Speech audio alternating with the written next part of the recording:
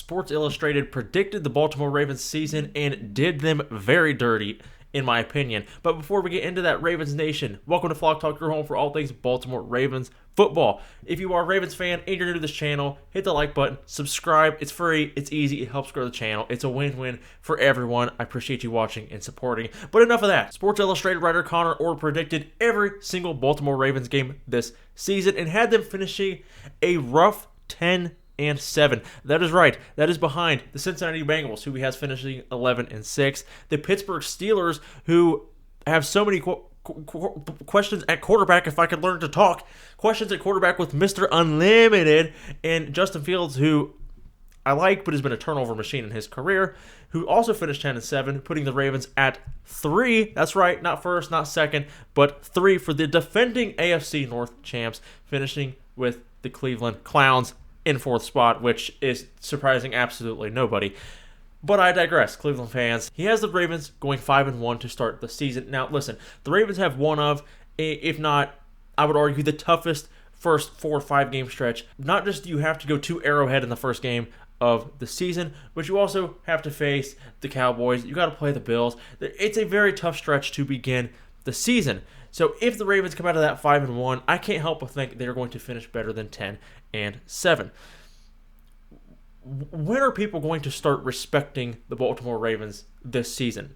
I know they had a turnover on the defensive side of the ball particularly, but are we all forgetting that Lamar Jackson is still the quarterback here, who is one of the second highest winning percentage in the National Football League? Maybe the highest. I think Pat Mahomes is number 1. All the guy does is win football games. And it's like that is completely vanished from everybody's mind because Joe Burrow's in the division and Joe Burrow can literally, this just in, Joe Burrow can walk on water. Look, all the people that say Lamar Jackson is injury prone, I want you to start keeping that same energy with Joe Burrow. My guy has had the same amount of season-ending injuries as Lamar Jackson. Oh, and by the way, Lamar Jackson hasn't had a career full of throwing to Jamar Chase and T. Higgins. I digress. Joe Burrow is a good player, but I digress. The Ravens, in my opinion, should be the favorite. And I understand I'm a fan, so that could be fan glasses that I'm wearing. This team is stacked with talent top to bottom. In my opinion, the Baltimore Ravens' success this season comes down to 3 painfully obvious things. Number 1, the most obvious, and maybe most important, probably, is health. And that is going to be like a duh thing, but the health of Lamar Jackson is what this entire season depends on. You know it, I know it. Obviously, there's more to this team than just Lamar Jackson, but he is the engine, the motor that makes it go. Secondly, and I've been not critical, but I've talked about this a lot recently, and that is offensive line play. They're replacing 3 starters with what are essentially rookies. This is going to be, I've said it, a bumpy road in the beginning. I think it's going to take time for them to gel. How quickly they gel and how well they gel through the season, I believe, is what's going to determine whether or not Eric DeCosta decides to make a move, whether adding a free agent or trying to make a move at the trade deadline, because their season hinges on how well the offensive line plays. And number 3, and some of you may disagree, but before you enter the comments and tell me I'm an idiot, I think Zack Orr on defense. Now, hold up. I know what you're thinking. I like Zack Orr as a hire as much as anybody. Okay, now, obviously the Ravens have a ton of faith in him. He was under Mike McDonald with that almost historic defense a season ago and was a part of that. I have faith that Zack Orr is going to be a successful defensive coordinator. However, I am very much of the belief in the mindset, whether it's a team, a coach, players, whatever, you have to prove it on the field. And as much as I like him, and it looks like a good hire, promote from within, a guy that's already in the system, who's I've been on the record saying that he's going to run a similar system to Mike McDonald. He just might have a little spin on it. You know, whether you eat a cheeseburger with American cheese or pepper jack cheese or Swiss cheese, it's still a cheeseburger at the end of the day, and that's what we're going to be looking at, I believe, with this defense. But we're talking about a guy who's never had experience calling plays outside the preseason. It's his first time being in charge of an entire defense. That is a lot to take on. Now, again, I'm confident that he will do a very good job. Obviously, the Ravens organization, John Harbaugh, are also very confident in him. But, like I said, him as well as everybody on this team has to prove it on Sundays. And that's just my opinion. And if they do that, if the defense can step up and be dominant like they were last year, they don't have to be as dominant as they were last year. If the offensive line can gel and be a good offensive line, they don't need to have the most dominant offensive line, but they need to have a pretty good offensive line.